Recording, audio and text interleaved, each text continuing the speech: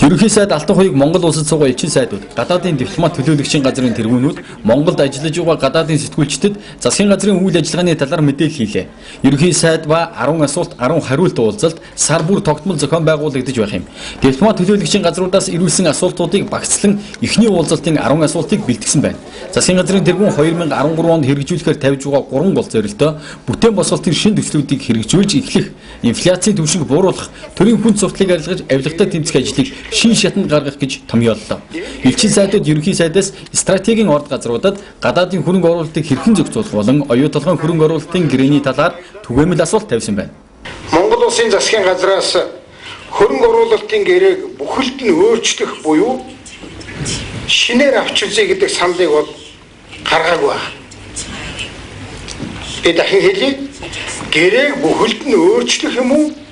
Шинээр авч үзье гэдэг саналыг гаргаагүй байна. Харин өмнө байгуулсан гэрээнийхээ хэрэгжилтийг авч үзье.